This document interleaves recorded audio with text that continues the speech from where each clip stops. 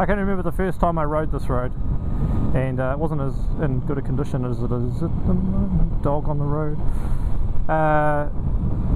On my 250 Hornet. So I haven't really talked about what bike I'm riding yet. So yeah, my current bike is a 97 Honda VFR 750F, and I've had it for about a bit over a year. Before this I had a Honda Hornet, but it was a 250 Hornet, and I know they're not all that well known in the States or in the UK. New Zealand is kind of a dumping ground for the used bike and car, the Japanese used bikes and used car market, and but the Hornet is a really popular learner bike in New Zealand, because we have a graduated driver licensing system in New Zealand, and on a learner's license, which you're generally stuck on for quite some time when you first start riding, you're limited to a 250.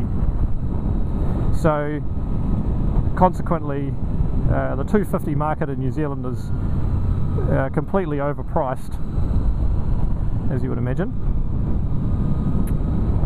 I think maybe I meant to turn back there.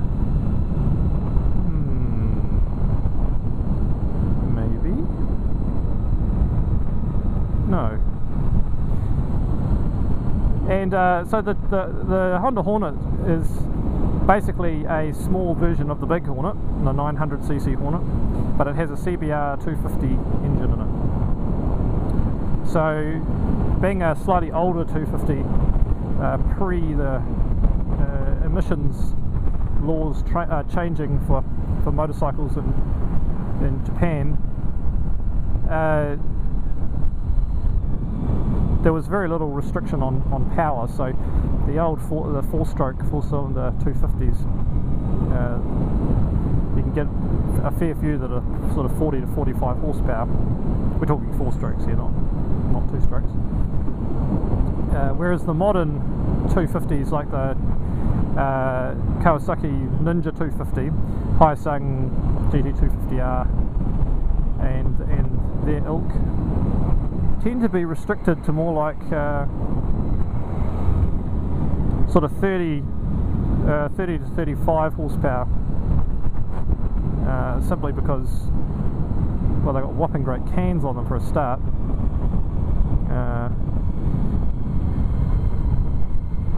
and they tend to only, oh, here we go, this is where I'm going.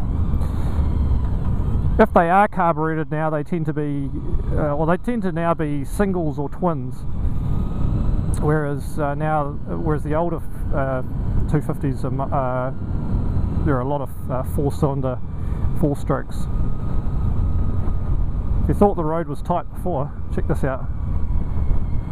Oh, this is really tight.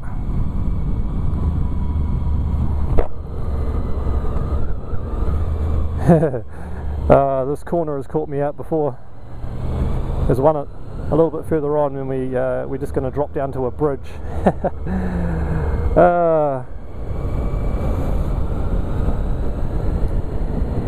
But 250s, they're great fun, and I loved my 250 Hornet.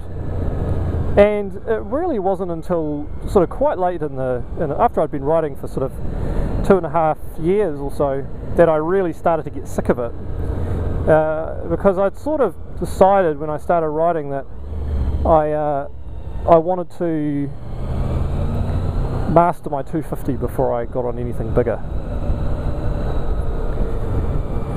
I've never been someone who is hell-bent on just getting on a bike and twisting the throttle and going hardcore. I like the acquisition of skill.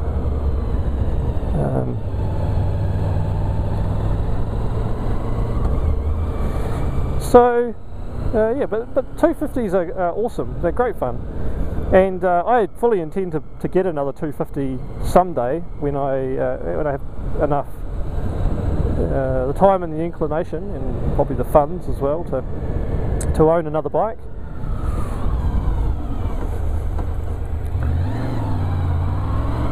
We'll talk about 250s a bit more some other time. And another dog in the road, and